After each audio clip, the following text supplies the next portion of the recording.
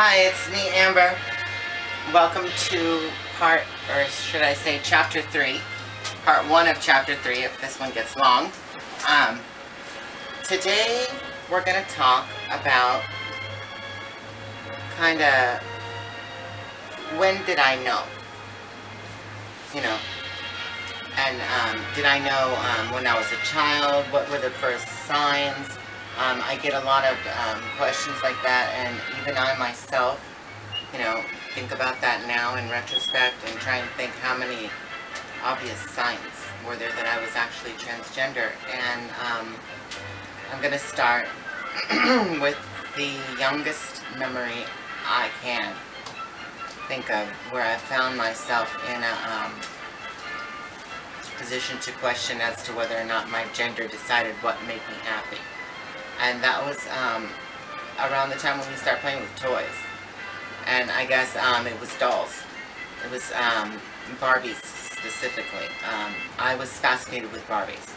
I was fascinated with how pretty they were. I was fascinated with all their pretty clothes. And they seemed to have, as you know, Barbie had everything. Barbie had a car and a camper and, and a husband and a career of her choice, and she had a townhome and a skyscraper, so, she was like the ultimate toy, and at least in my eyes. And to find that I was not able to play with a Barbie was not really fun for me. So, I'm gonna explain why I was lucky as a child by basically telling you about where I come from, where I was born, and a little early on story of my childhood. So today's topic is childhood and discovering my gender dysphoria as a child. I was born in a town called Charleston, Illinois, in Coles County, Illinois. I was basically mostly raised during my early years by my mother. My father was physically and mentally and sexually abusive to my mother, so she was forced to get out as soon as she could. So she headed out on her own to raise me, and she, even though she was, no longer with my father, she maintained a pretty good relationship with his family. So it was very easy for her to stay in touch with my family on that side. So on that side, I had an uncle who was my father's brother, and his name was Rick, and he was my Uncle Rick, but he was no ordinary uncle because he was actually transgender, like me, and he was not closeted about it. He was not a petite man, or a petite person, should I say, such as myself. She was a bigger person. And despite her very big, somewhat masculine frame, she still managed to go around dressing and somewhat presenting as female in a very small town where we lived. And because my mother stayed in touch with that side of the family, and specifically with my Uncle Rick and his grandmother, because his mother died. My father and Uncle's mother died when they were just kids. Because of that,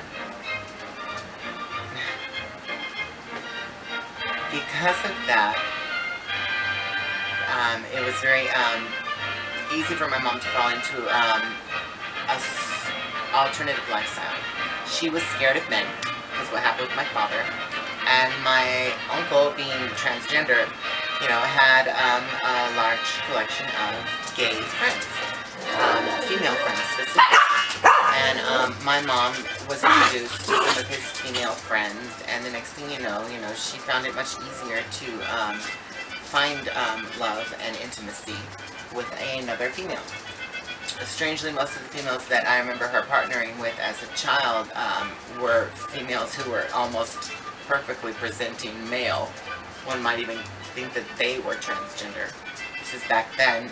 And and it's always been a thing where women have always gotten away with dressing, female or male, stereotypically male. But when men do it, it's a big deal. But anyways, that's not the topic right now.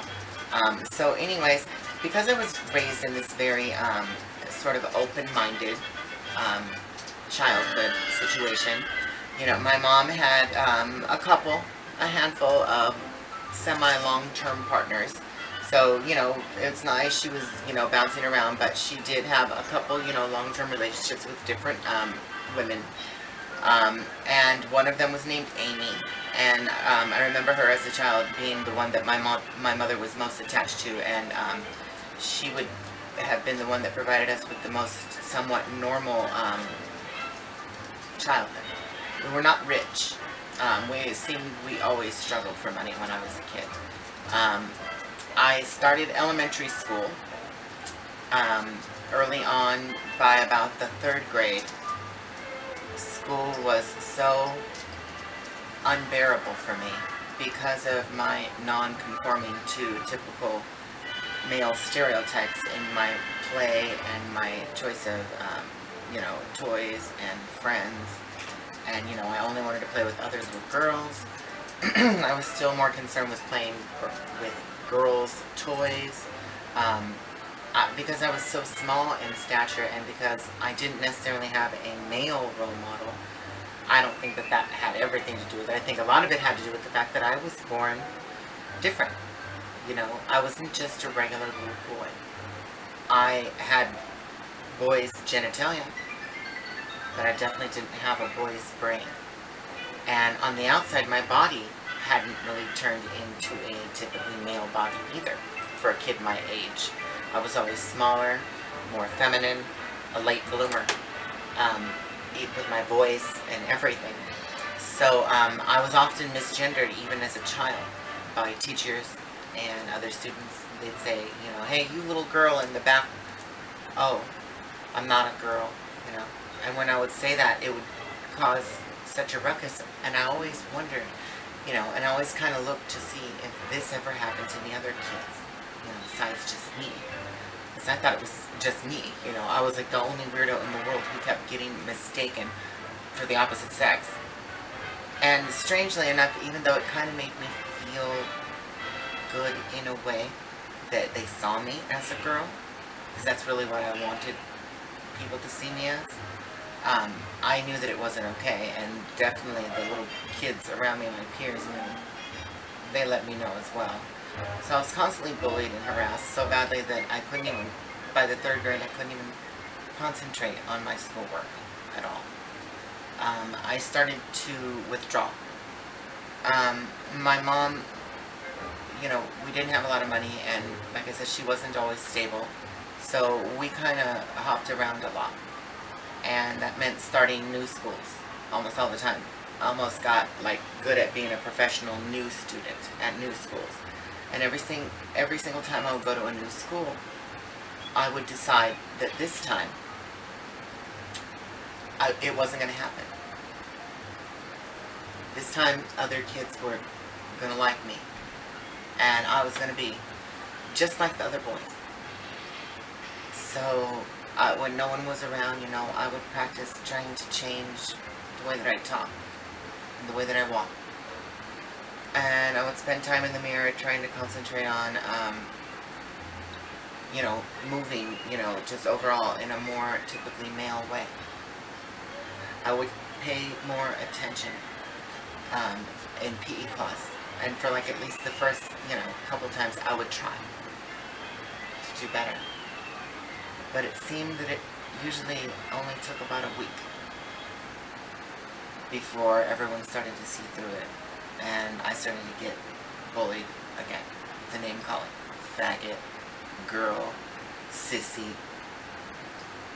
You know. So I just got to a point at one point in, I guess, about the 4th or 5th grade where I went to school this last year and I decided that this time nobody was going to know.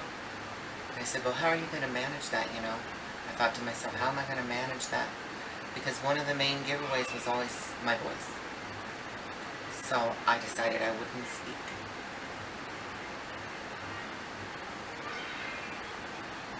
So I didn't. I just remained quiet. That new kid who was very quiet, nodding my head, yes or no, barely speaking unless absolutely necessary, and staying completely alone and keeping completely to myself. I became so withdrawn and unable to focus on my schoolwork out of paranoia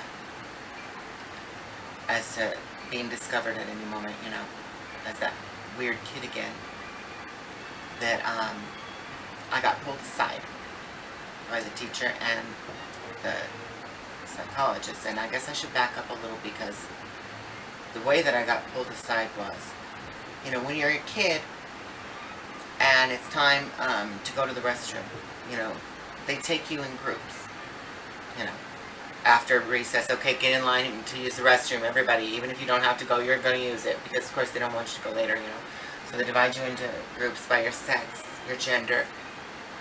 So that makes me male, assigned male at birth. So I was on the male side. And I was, always, the last one in line. Didn't want to go in there with all these other boys, didn't feel comfortable. I got in there and it was my turn, and all the boys around me said, wait a minute, you can't come in here. And I was like, what do you mean? And they're like, you can't come in here, this is the boys' bathroom. I remember thinking to myself, oh great, they discovered me anyways. Even though I tried so hard to hide, I've been found out again. And I said, I am a boy. And they said, you don't look like a boy to us.